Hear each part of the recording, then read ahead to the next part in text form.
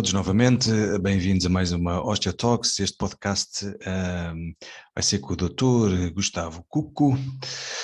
Tem o nome, o podcast, esta Osteotalk tem o tema de dor orofacial e disfunção temporomandibular. Vou apresentar o Gustavo Cuco, como é normal, como é habitual. É médico dentista desde 2012, integrou o quadro de docentes da Universidade do Instituto Egas Muniz, 2012 a 2019, trabalhou numa empresa de formação, SA Formação, formando futuros auxiliares de consultório dentário até 2020.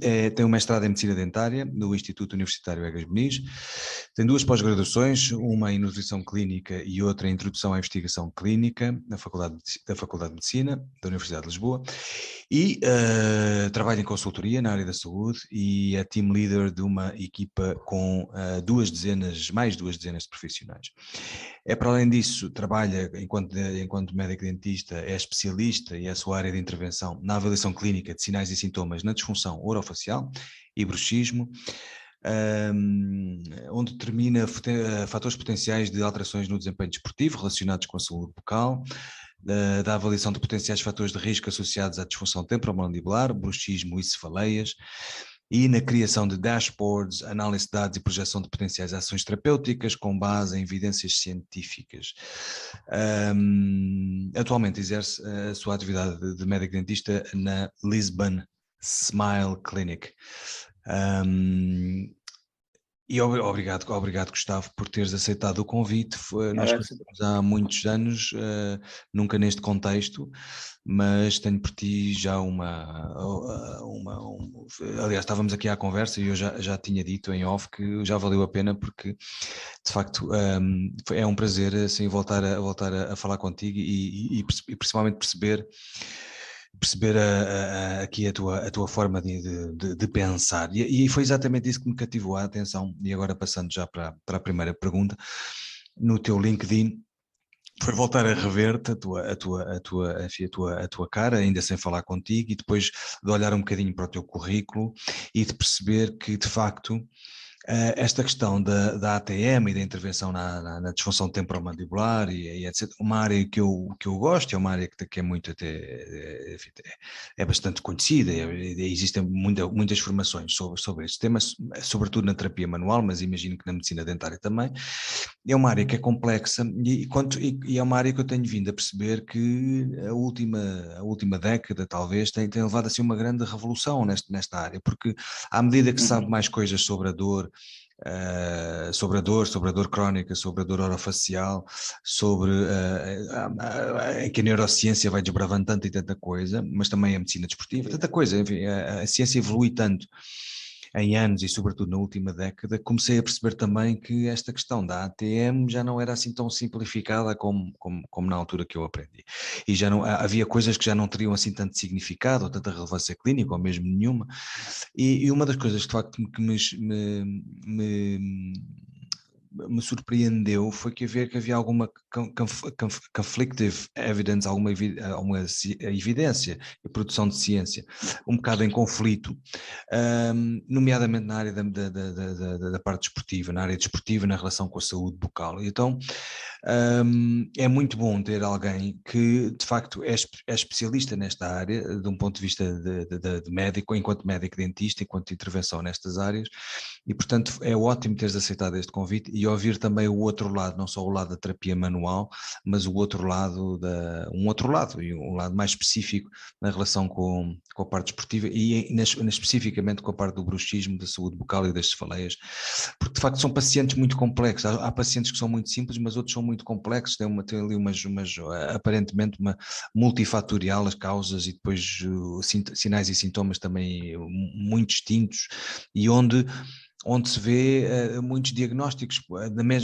no mesmo doente tem vários diagnósticos de vários profissionais. Se vai ao neurologista é um, se vai ao médico dentista, se vai à oclusão é outro, se vai à fisioterapia é outro, então às tantas acaba por, de facto, ser um bocado complexo e imagino eu que deva cansar muito o paciente também e acaba por entrar naquilo que nós estávamos a falar, é super medicado, super intervencionado e depois às tantas é contraproducente também.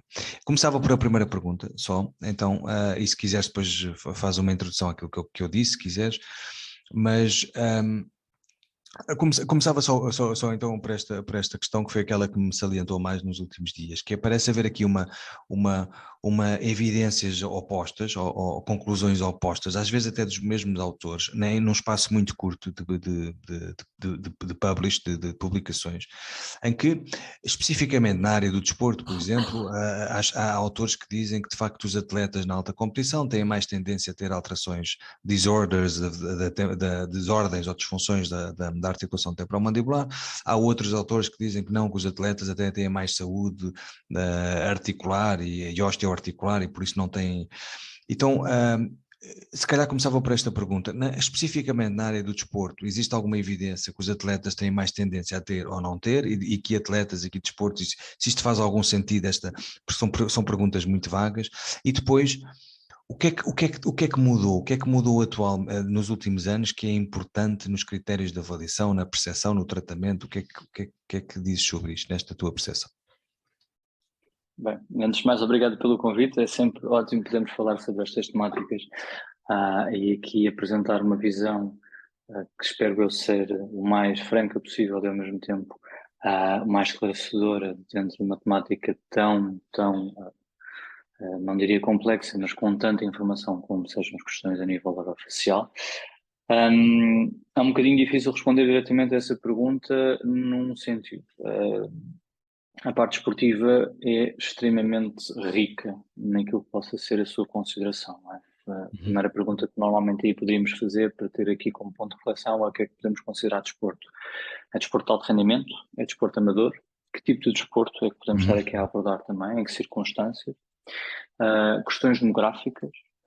Questões regionais, do ponto de vista a nível de dados demográficos e dados regionais, portanto, faixas etárias, género, etc. Portanto, são questões aqui muito complexas para abordar de forma simples. Aquilo que podemos aqui logo tentar compreender é, ponto 1, efetivamente há práticas desportivas que poderão levar a um aumento do risco de potenciais problemas a nível de disfunção temporomandibular.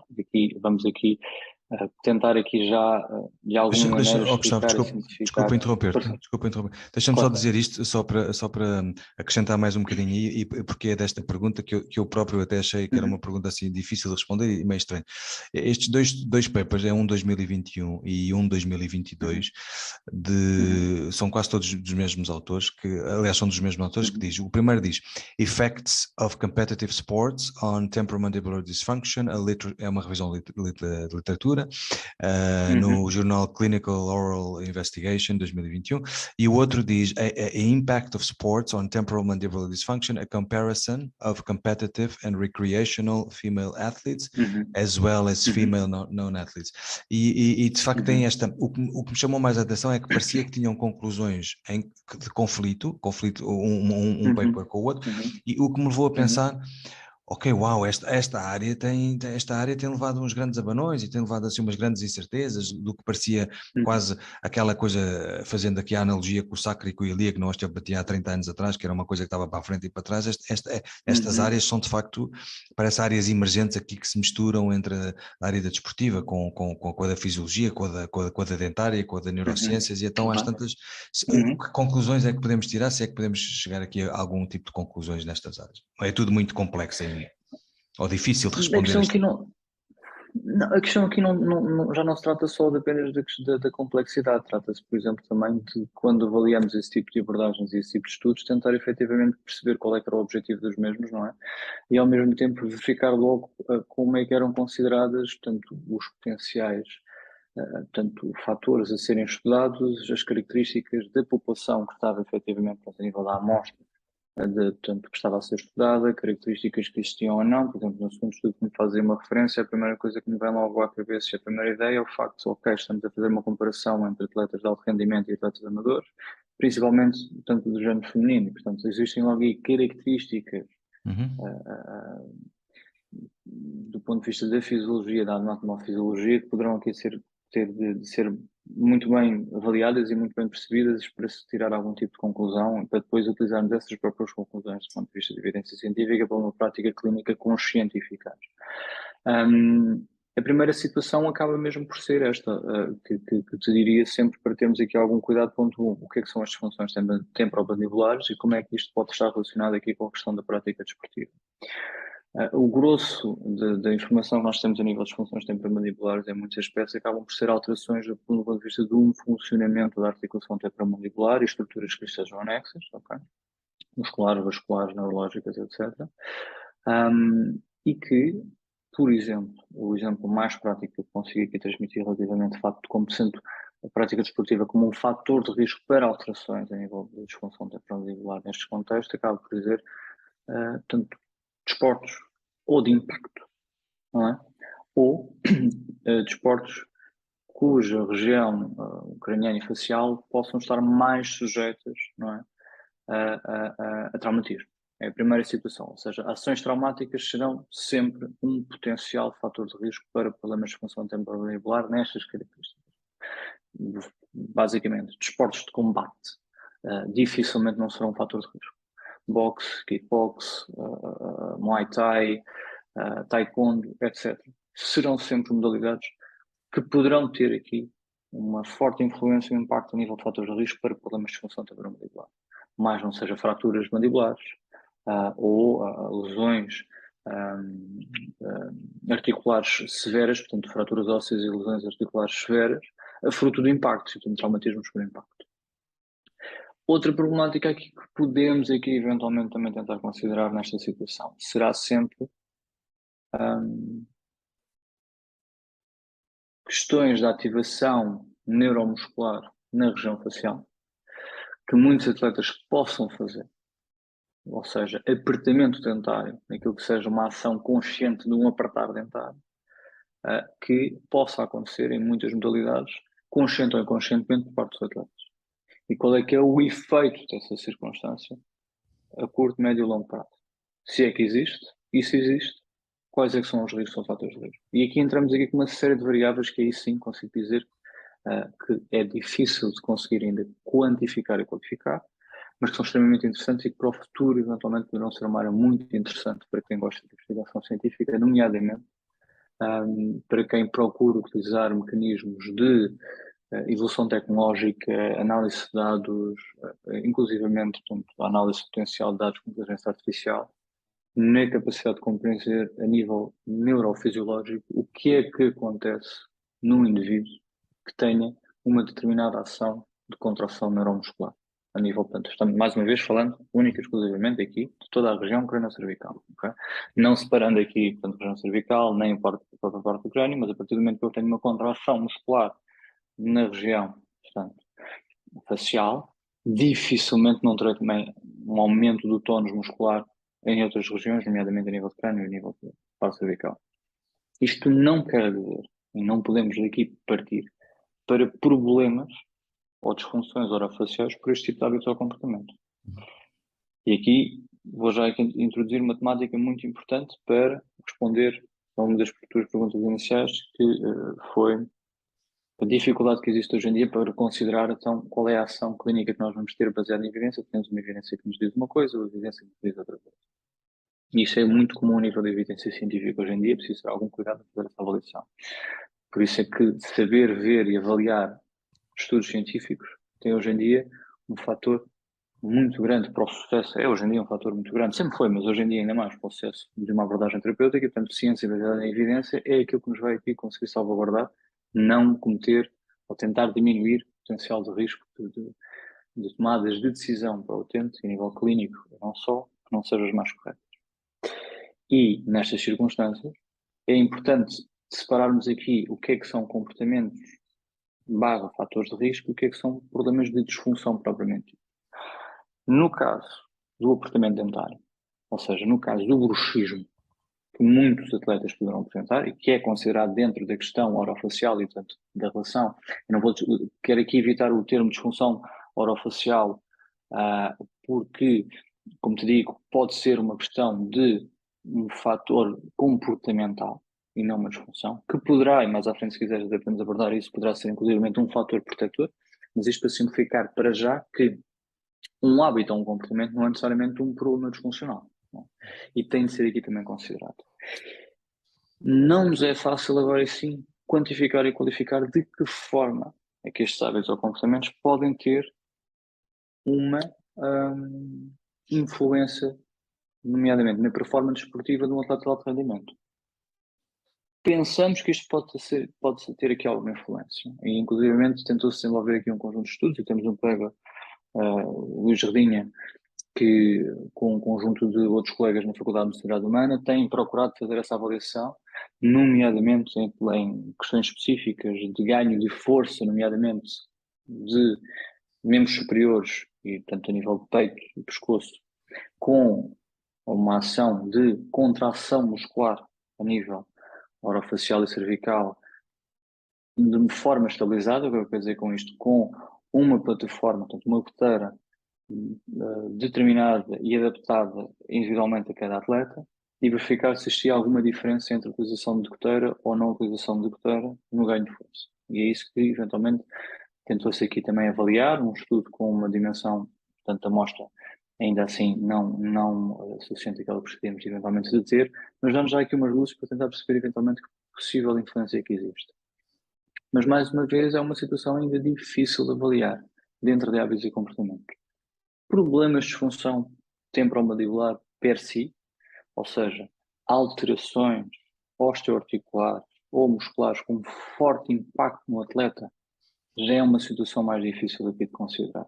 A não ser isso sim, a partir do momento que temos atividade esportiva de forte impacto e trauma, não é? Na região orofacial. Aí a situação muda, mas aí já sabemos que efetivamente existe uma maior predisposição a este tipo de ocorrências, não é? No atleta, fruto daquilo que é a sua atividade esportiva. Era um dos alertas de um daqueles estudos que eu te falei, começava mesmo por aí, que é a prática de exercício físico é muito recomendada por muitos profissionais de saúde, inclusive por muitos médicos, o estudo fazia um bocado esta ponte, que é a prática de exercício é recomendada para aliviar stress, mas não esquecendo o facto de a própria prática de exercício físico em si, e depois, claro, tem que se considerar o que tipo de exercício e que tipo de atletas é que estamos a falar, grandes competições de alta intensidade, grandes competições, não, amadores, não é? Mas considerando isso, não esquecendo que o exercício físico em si é uma prática que induz, ativa os stress, portanto o sistema nervoso, o chamado sistema nervoso de stress, o sistema nervoso simpático, precisa de mais cortisol, precisa de mais energia, portanto ativa. E então fazia um pouco essa relação daquilo que era um conselho terapêutico, um conselho de maior qualidade de vida, que podia ter fatores de risco na medida em que podia, e faziam esta relação específica, porque faziam esta causalidade entre exercício físico de alta intensidade e de competição com alterações na temporomandibular, e então é um bocadinho isto que se falava. E estavas a falar, eu vou sempre buscar as coisas para a neurologia, que é a área Evidente, e acaba por ser aqui fundamental. Não é? A neurologia aqui determina quase tudo nesta situação, à exceção evidente, ou pelo menos não de forma tão direta, aquilo que sejam questões de impacto de trauma, não é? Mas de resto, a base da neurologia, mais não seja da fisiopatologia da dor, acaba por ter aqui um papel absolutamente fundamental. Eu estava a pensar de imediato que é a questão há tanta coisa aqui que podíamos pegar, mas a questão exatamente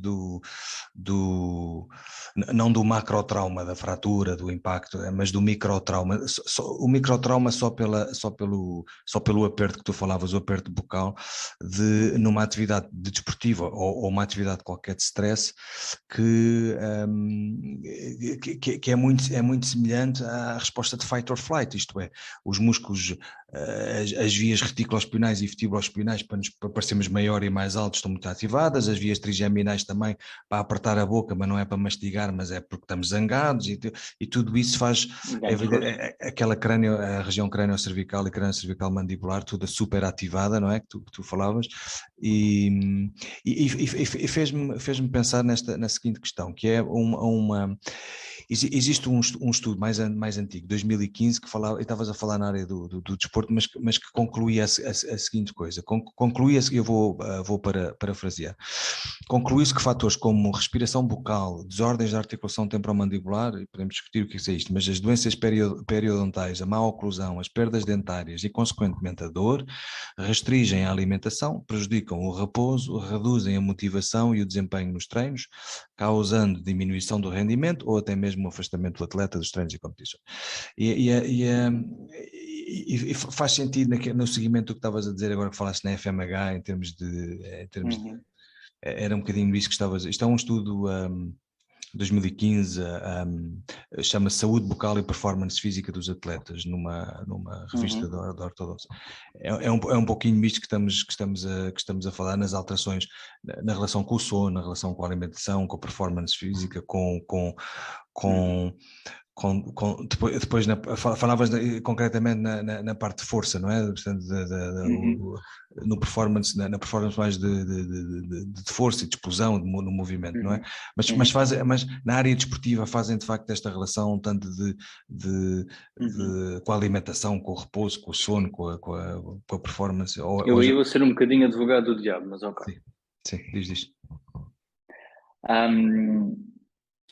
Portanto, tudo aquilo que tu me referiste faz-me todo o sentido, sem dúvida alguma, mas a pergunta que eu faço, e isso tem sido uma temática que alguns colegas têm procurado abordar e têm dado isso como exemplo, porque eu acho que tem exemplos válidos, mas a pergunta que eu gosto sempre de fazer quando me apresentam esse tipo de características e fatores de risco é a seguinte: o que é que distingue esses potenciais, portanto, fatores de risco para um atleta de alto rendimento ou para um cidadão sem prática desportiva? É a pergunta que eu faço sempre. Ou seja, porquê é que estamos a dar uma influência tão elevada a essas situações para um atleta e não para um cidadão que não pratica desporto? Ou seja, a tentativa que tem existido agora, também de alguma maneira, na medicina dentária desportiva e na prática, portanto, nas ações médico-desportivas, neste caso da medicina dentária, é procurar justificar um conjunto de situações que nós já sabemos que têm um impacto maior ou menor, evidentemente, na população em geral, para a prática desportiva. Mas isso não nos dá propriamente nada de novo, não é? Estamos um pouco a reinventar a roda nesse contexto. Dizer que um indivíduo com doença periodontal, que tem percas dentárias, pode correr o risco de ter uma nutrição mais adequada, hábitos nutricionais mais adequados e que podem prejudicar o seu sono, é uma situação que hoje em dia é quase um facto consumado para a população em geral, daí a importância tão grande que existe portanto, a nível da saúde oral, juntamente com a nutrição, e foi uma das temáticas que também me interessou para fazer a pós-graduação de nutrição que fiz na altura. Portanto, a importância que isso tem, sem dúvida alguma, mas para a população em geral, ou seja, utilizar estes argumentos para um atleta de alto rendimento já sabe um bocadinho entre a fazer pouco, tendo em conta aquilo que nós já sabemos. Portanto, acho que isso já, pensar-se que por chegar agora a esses raciocínios, a essas conclusões, está-se a descobrir algo quase transcendental, sabe um bocadinho a pouco, tendo em conta aquilo que nós já sabemos hoje em dia, portanto, a nível da ciência, da própria medicina dentária, portanto, ciências de nutrição clínica e outras áreas da nutrição também. Aí já não, parecem quase como está-se a reinventar a roda. Portanto, a pergunta que se faz nessas situações é: ok, so what? Já sabemos isso, mas o que é que há de novo nessas questões? É isso. Evidente que um atleta de alto rendimento com problemas periodontais é muito difícil de aceitar.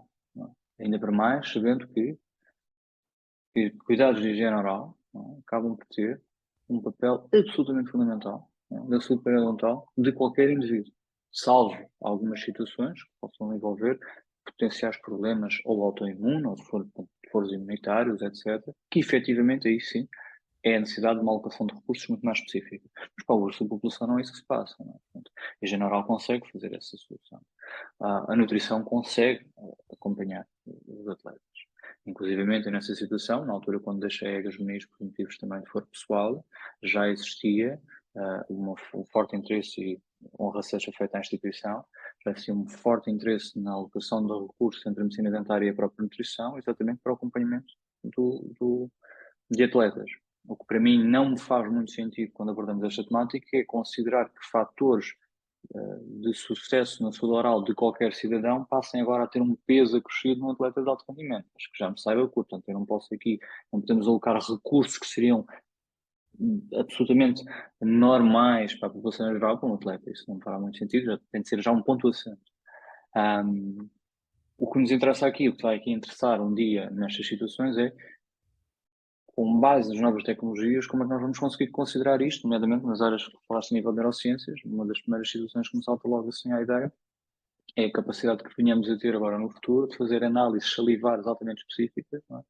De mediadores, quer hormonais, quer de nível específico, inclusive de neurotransmissores na saliva, que nos consiga de alguma maneira prever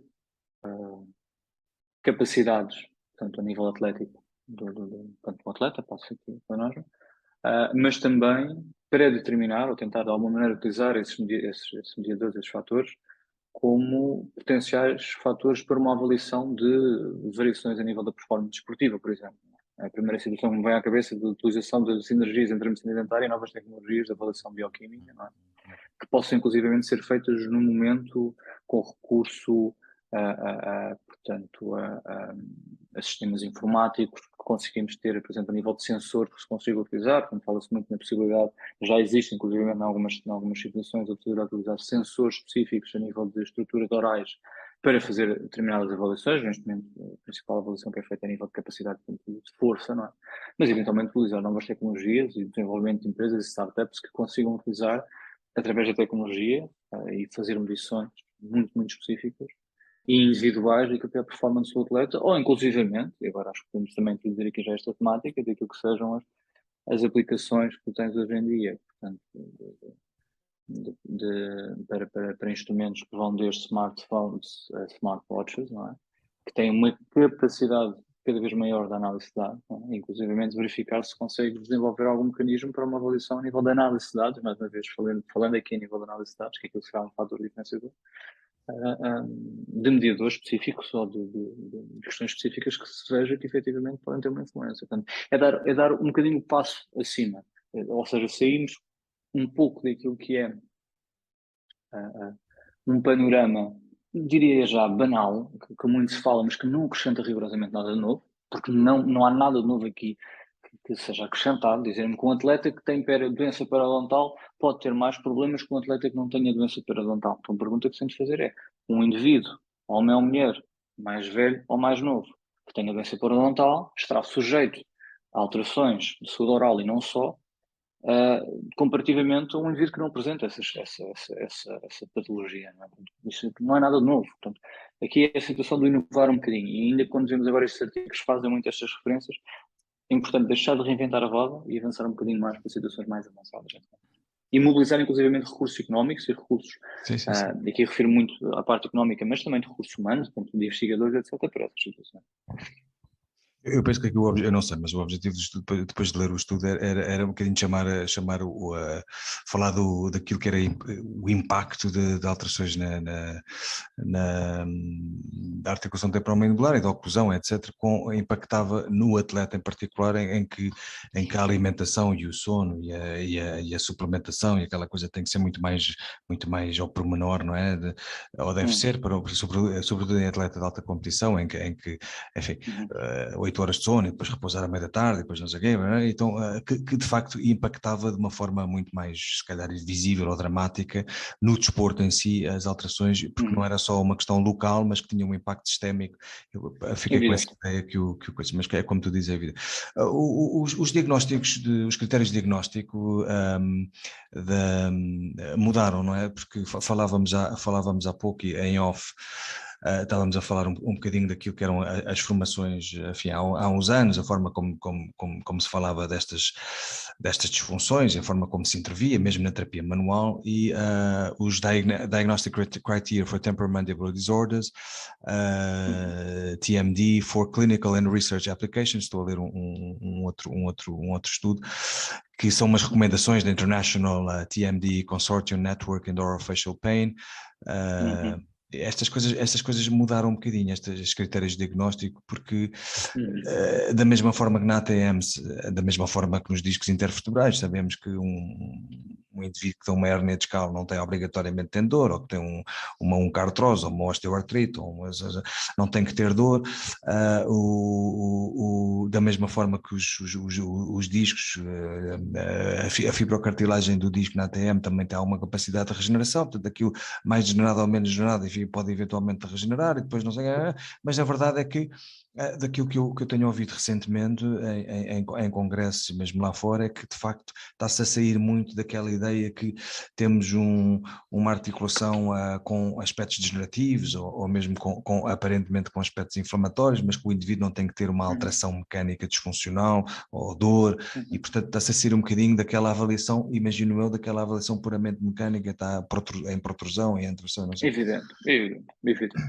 Hoje em dia, portanto, a avaliação clínica no utente nessas características que é capaz de referir, hoje em dia já não tem quase, diria, não te vou dar aqui uma garantia, porque acho que em ciência nunca podemos dar aqui 100% de garantia, portanto, deixemos sempre parte da dúvida, mas não seja para continuarmos a querer investigar e continuar a queremos crescer, mas do ponto de vista muito objetivo e evidente, portanto, hoje em dia já não existe de todo o princípio de avaliação clínica e diagnóstica que existia, por exemplo, aqui eu consigo lembrar, portanto, eu terminei em 2011, a, a avaliação que era feita do ponto de vista de disfunção temporomandibular e dor orofacial, portanto, há 11 anos atrás, é hoje muito, para não dizer quase totalmente diferente daquilo que era feito há 10 anos atrás.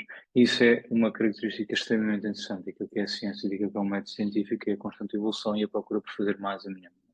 Aqui também introduziria a questão da gestão de recursos, nomeadamente económico-financeiros, não só do utente, mas inclusive dos profissionais, né, e do seu estabelecimento. E essa alocação de recursos acaba por ser muito importante nesta determinação destas mudanças. Principalmente porque, um, e falávamos isto em off, e acho que é um momento então para introduzirmos esta temática, que em muitas situações e diagnósticos realizados, a sobreavaliação barra subtratamento era uma situação muito recorrente.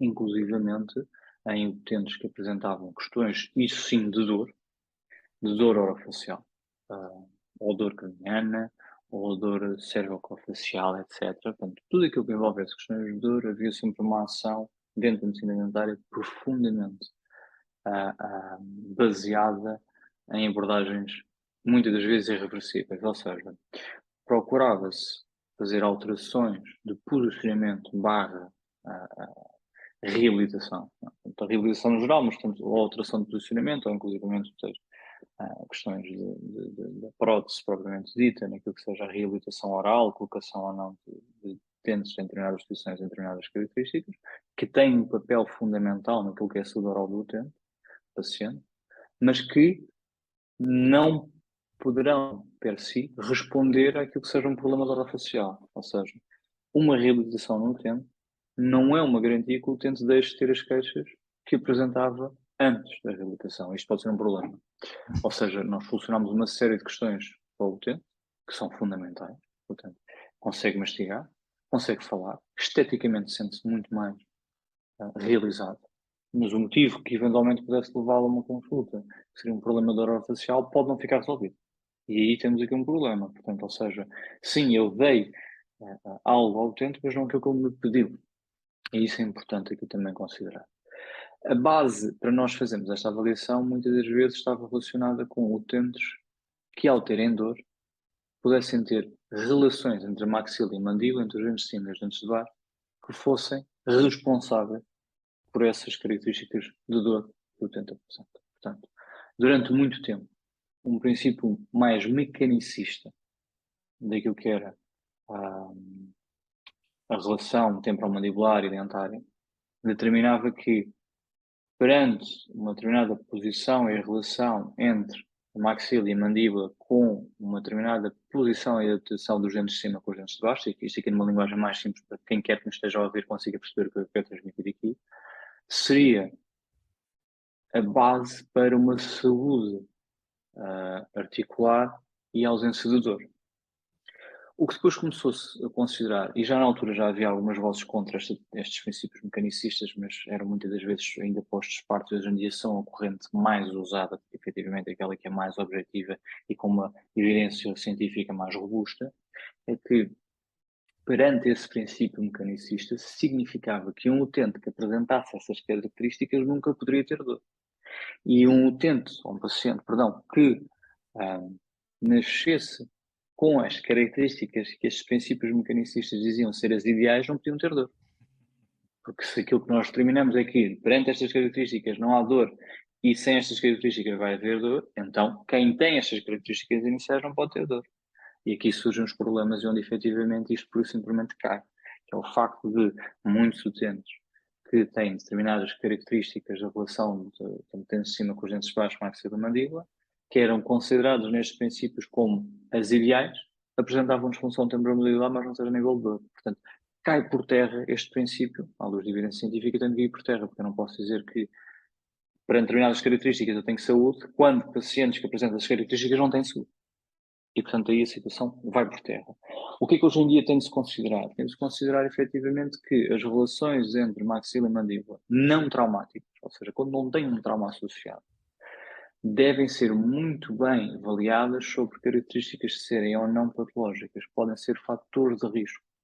Ou seja, muitos pacientes podem apresentar características que, pelo facto de se ocorrerem em determinadas circunstâncias, momentos, e perante um determinado utente, isto causa-lhe um problema, mas essas mesmas características num outro paciente podem não fazer qualquer tipo de diferença. E isto aqui é um princípio absolutamente fundamental que nós temos aqui também de conseguir considerar, que é um conceito, há vários conceitos, mas aqui que é o conceito do overload concept, isto no caso do bruxismo, acaba por ter aqui um papel muito importante depois a ser avaliado e a ser considerado. Porque, mais uma vez, as características individuais de cada paciente determinam ou não a existência de saúde orofacial, aqui falamos da parte orofacial, ou ausência de saúde. Não é? E estes são os pontos fundamentais. Vamos simplificar esta abordagem, que é o seguinte, que é, do ponto de vista neuroanatómico e fisioanatómico, nesta situação também, nenhuma articulação corporal deve funcionar com excesso de carga ou falta de carga, não é? Qualquer situação de sobrecarga articular ou subcarga articular são fatores de risco potencialmente gravosos para, mais não seja, problemas de mobilidade, evidentemente, mas também dor associada, não é? Devido a todas as estruturas que estão próximas, tanto a nível dessa articulação. Se eu tiver a capacidade de trabalhar portanto, num princípio articular com carga adaptada à articulação individualmente e ao paciente individualmente, a probabilidade de se desenvolver problemas para esse utente diminui. E aqui o que é fundamental nós conseguimos considerar é o que é que leva um utente a precisar, a recorrer a uma abordagem orofacial. Não é? O grosso dos utentes que vão surgir por uma consulta orofacial será por dor. O grosso, não todos. Outros irão surgir por estalidos, ou seja, a sensação de que algo na articulação não está bem. E aqui vou simplificar e vou globalizar a situação. Portanto, os estalidos é um tipo de ruído articular, que esses sim são um dos motivos então, para os utentes irem a uma consulta. Limitações de movimento, também é um dos motivos.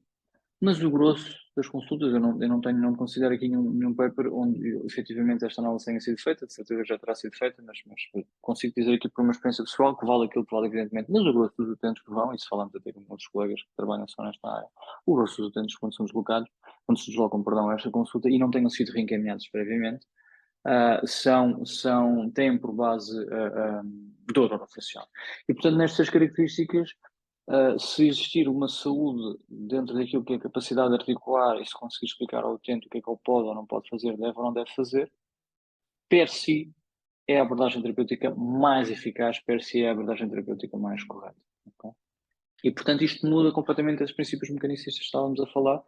Hoje em dia já não faz sentido estas abordagens, portanto, um encaminhamento para uma avaliação da ortodontia, por exemplo, falo aqui da ortodontia ou da reabilitação oral, O que fará sentido, e sim, e é o que eu digo sempre a todos os meus colegas dessas áreas específicas, que é, antes de mandarem pacientes para vocês, mandem para nós primeiro. Porque só faz sentido avançarmos com um tratamento que será irreversível, por vários outros motivos, quando todas as características estão salvaguardadas e todos os hábitos e comportamentos do paciente estão vistos, revistos, alertados para o próprio utente, e a partir daí é este utente que já tem todo um conjunto de ferramentas, não é? Para prevenir determinadas circunstâncias que de outra maneira não seriam prevenidas. Um, um, faz todo o sentido, quer dizer, faz todo o sentido, pronto, e no fundo esta área não é uma área diferente de tantas outras em que se começou a questionar exatamente essas coisas que não fazia, quer dizer, esses modelos puramente mecânicos e mecanicistas, não é, tanto na minha área como na tua, como não sei o quê, que há muitos anos que são altamente criticados.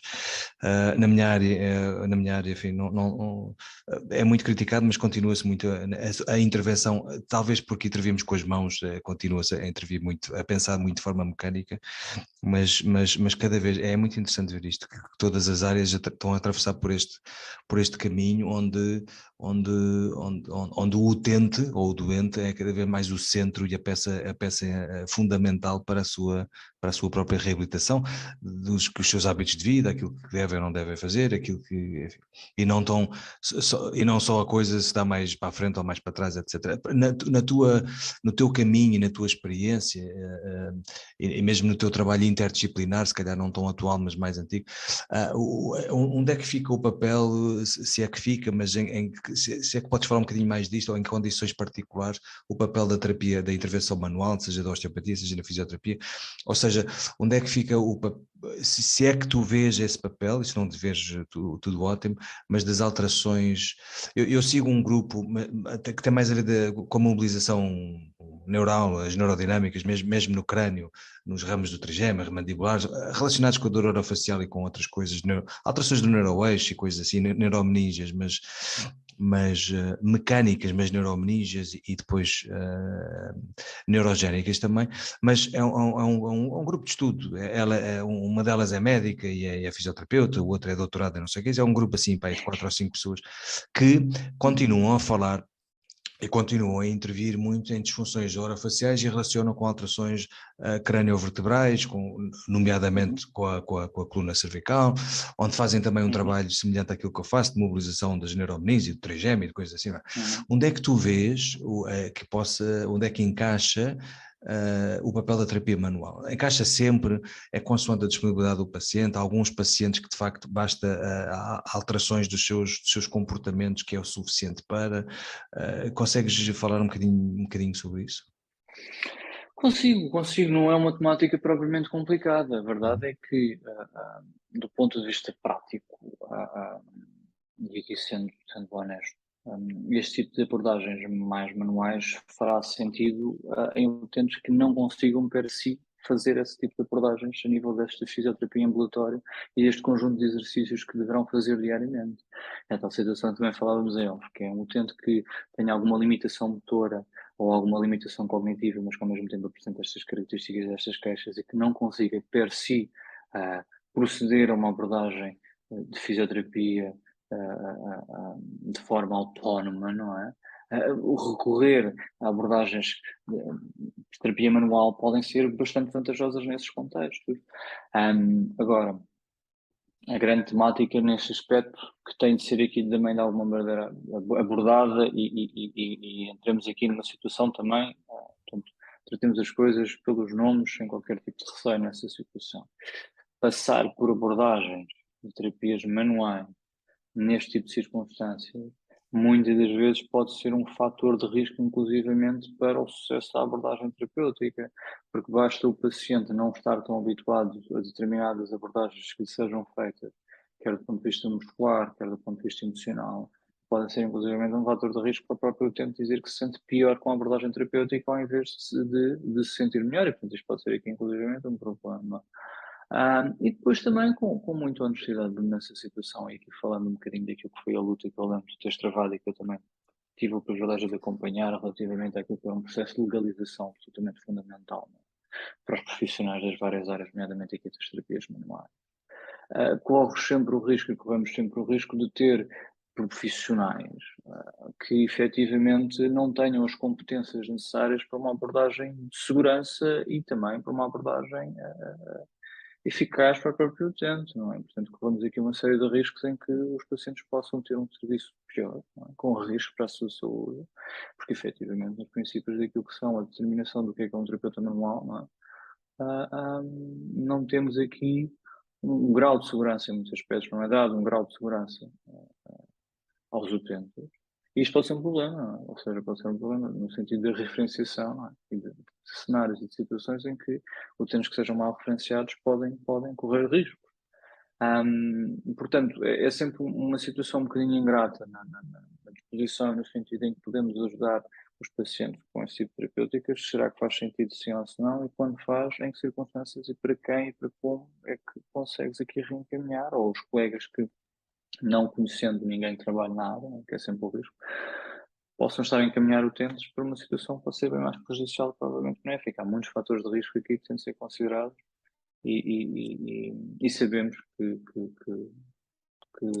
nem todos os profissionais terapêuticos manuais têm as habilitações necessárias em muitos aspectos, não é? Daqueles que se autodeterminam como terapeutas manuais.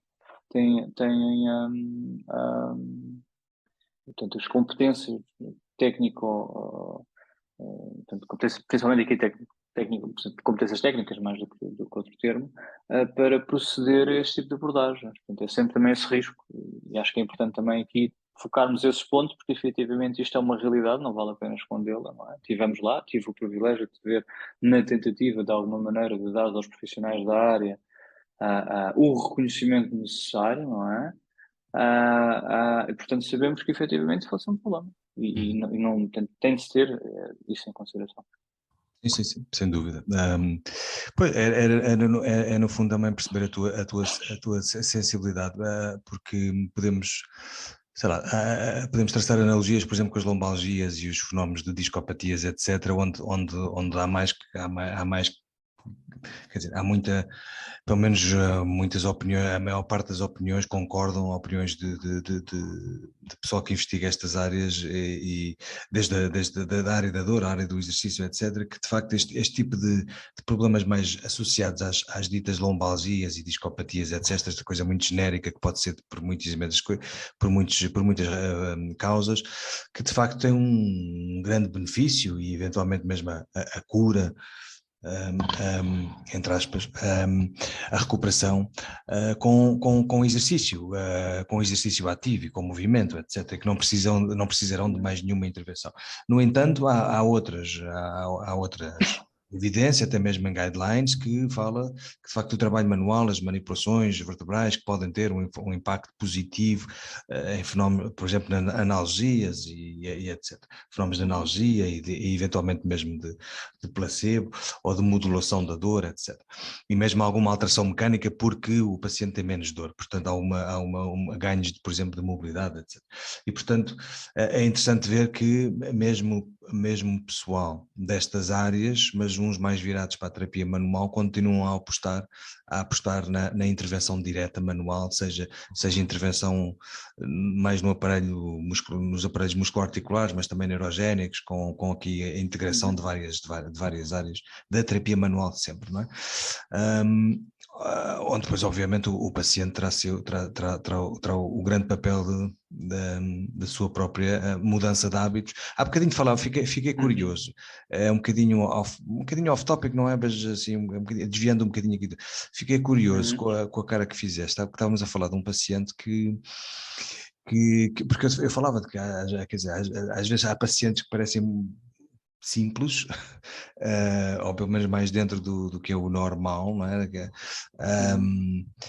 E eu hoje estou um bocado vago, mas enfim, há pacientes que são mais simples nas suas queixas, nos seus sintomas, na avaliação e depois no seu tratamento, e há outros que de facto são mais complexos. E nestas questões da ATM, crânio-mandibulares, porque temos tantas estruturas aqui sensíveis à dor e o próprio crânio em si é tão sensível. E depois, enfim, podemos desbravar isto agora, mas de facto, às vezes há pacientes que aparecem no consultório com megas relatórios da fisioterapia, com diagnósticos mecânicos, mas muito bem estabelecidos, muito bem até muito bem escritos e muito bem desenvolvidos com uma linguagem bem clínica e muito extensos, mas depois temos às vezes diagnósticos da medicina, por exemplo, da neurologia, com cefaleias trigeminais, cefaleias cervicogénicas, onde eu às vezes não consigo concordar com nada daquilo, porque pelo menos não encaixa dentro daquilo que eu sei e daquilo que eu conheço.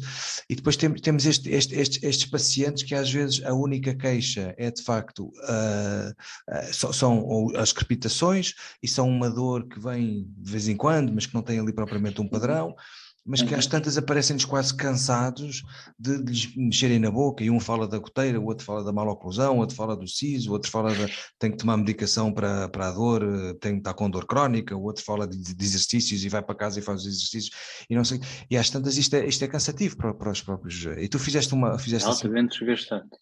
Altamente desgastante para o seu tempo. Dirias que este é um dos fatores de insucesso, se calhar, é estes diagnósticos diversos, distintos, às vezes até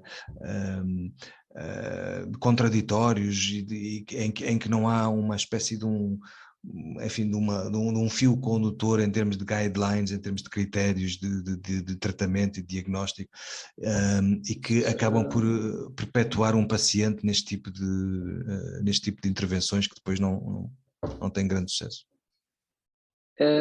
Isso acaba por ser ainda muito aquilo que são a continuidade e foi o perpetuar de abordagens terapêuticas e diagnósticos terapêuticos que muitas vezes levou mais uma vez àquela sobreavaliação, não é? E ao subtratamento de dar uma resposta a situações que eram relativamente simples de explicar ao utente o que é que ele tinha antes de mais, não é?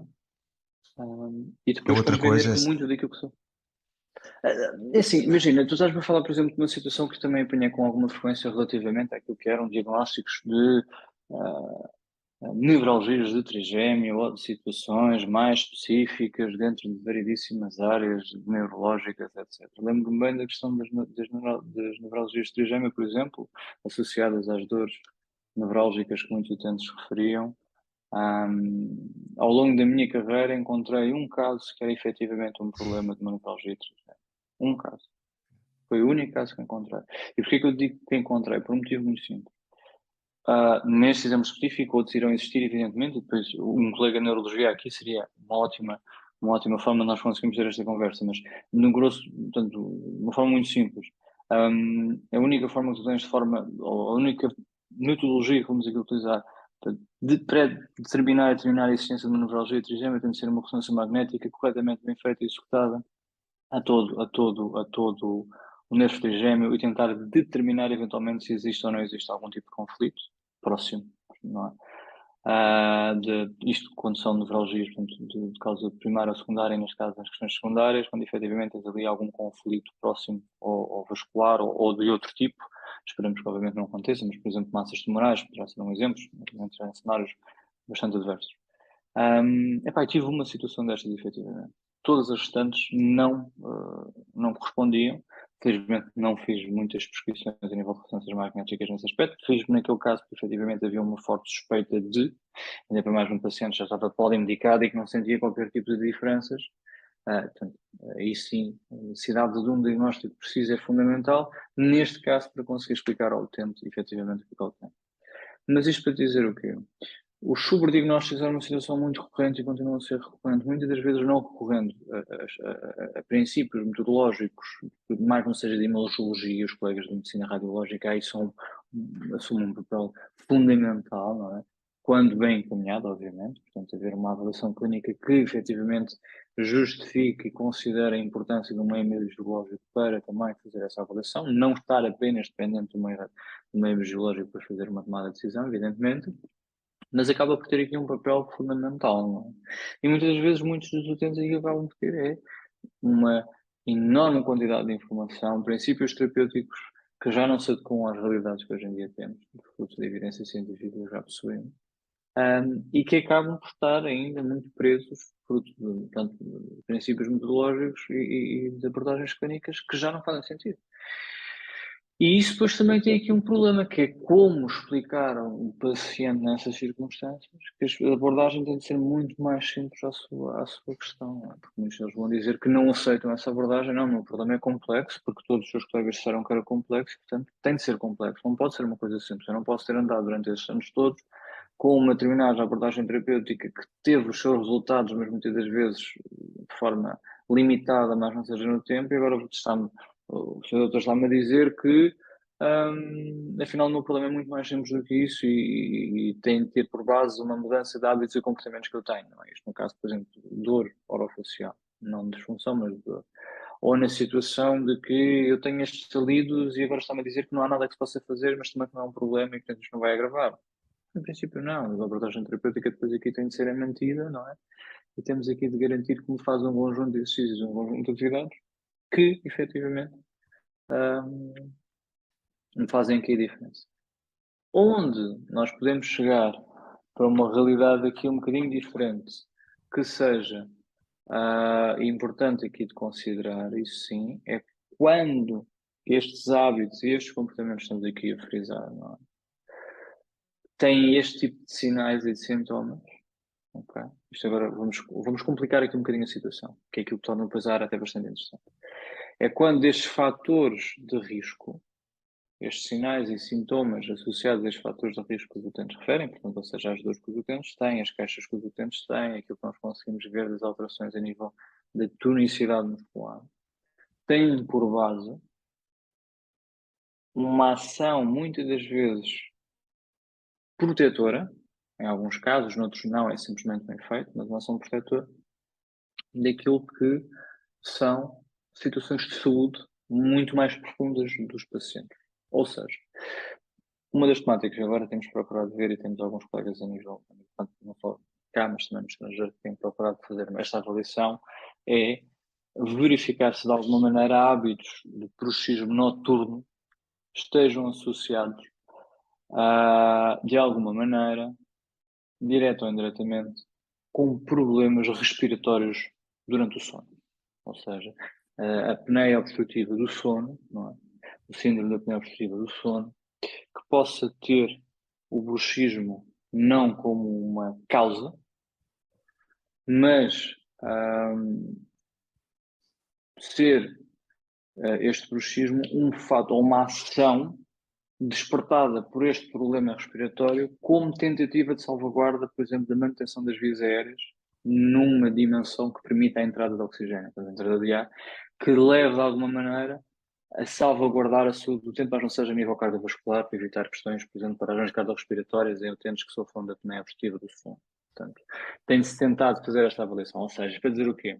Aquilo que nós antigamente considerávamos como sendo claramente uma situação má para o utente, temos agora de fazer a avaliação e tentar ponderar, vamos verificar se de alguma maneira, perante estas circunstâncias, não estamos aqui com um problema ligado às questões já da pneumologia e da neurologia, neste caso, portanto, a nível do sono e da avaliação do sono, em que efetivamente nós até podemos ter aqui uma série de outras situações que são genuinamente mais preocupantes do que simplesmente uma dor orofacial, não é? Problemas cardiovasculares associados com potenciais paragens cardiorrespiratórias durante o período de sono, não é? São claramente uma bandeira vermelha comparativamente com um problema a nível de dor orofacial.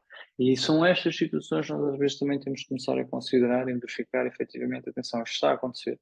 E muitos destes utentes acabam por ter às vezes sobrediagnósticos em determinadas áreas mecânicas, mas uma avaliação, por exemplo, daquilo que são potenciais fatores de risco a nível de sono, se o utente, por exemplo, pergunta muito simples, como é que é a qualidade do sono, o sono é reparador do utente ou não, acorda mais cansado ou menos cansado, sabe se ressona ou se não ressona, ou seja, se tem algum tipo de limitação naquilo que seja a sua capacidade respiratória durante o sono.